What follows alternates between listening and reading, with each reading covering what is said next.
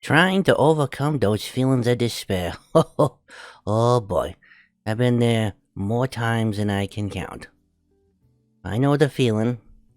You just wake up and it feels like your whole future don't exist no more. It's a real bad feeling.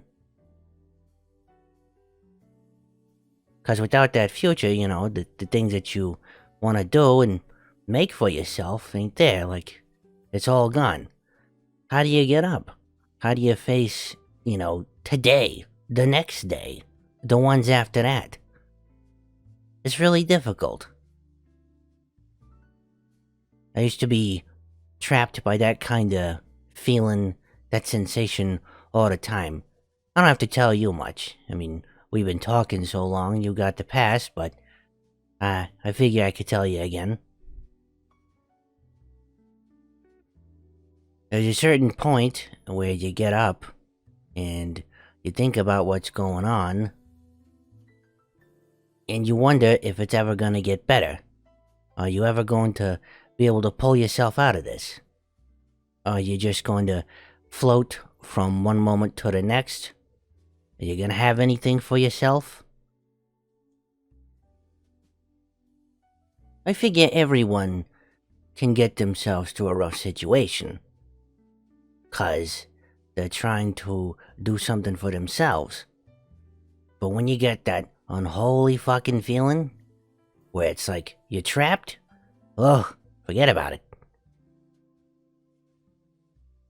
I have this one night where I'm out with the girls, and I don't just mean my tits, and everything is going great, and we're working the floor, and we're doing good with clients, and I fuck it up. I make a client mad, and it doesn't go well, and I don't meet my dividends for Valentino, right? So, unfortunately, by the night's end, I'm in the hole.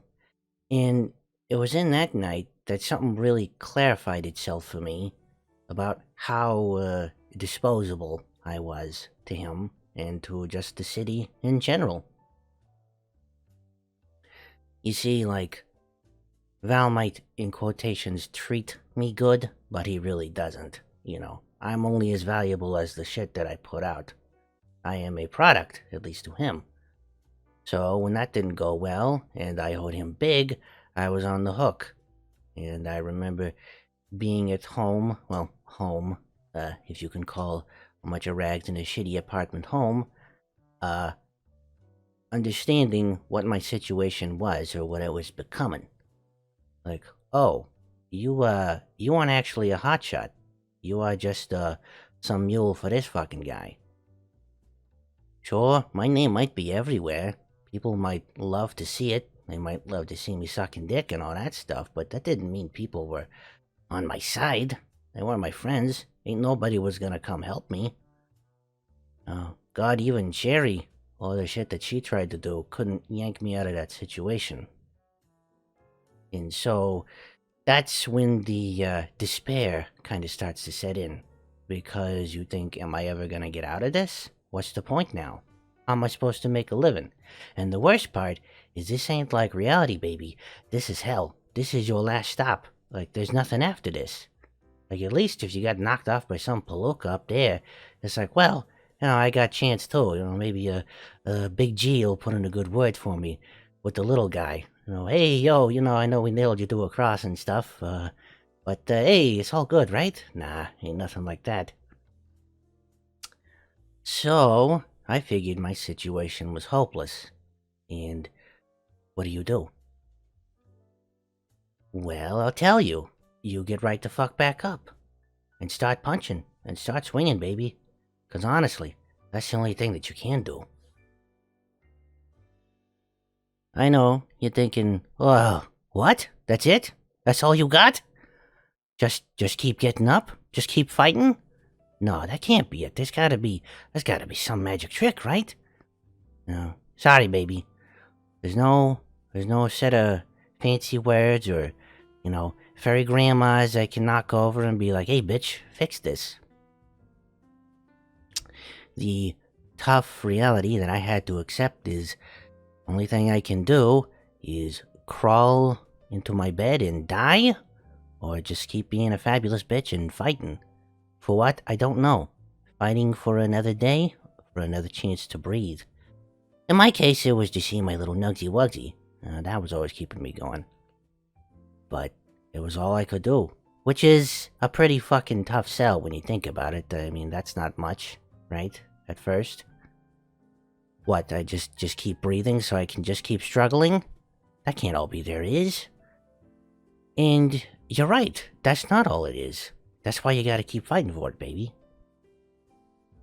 I do wish I had some kinda thing I could do right now to make all of your problems go away. Like, immediately. Like, that.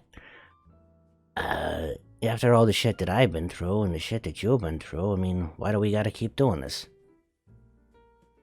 But if life taught me something very quickly is that it'll toss you to the side without a moment's notice. Without so much as a fucking second glance, it will toss you into the trash and never look back. But there's something nice about that trash is you can find other people in the garbage. I don't mean that you are garbage, I'm just saying. No, let me take that back. What I mean is that there are so many people down here and around that are just doing it like you. But sure, baby, I know.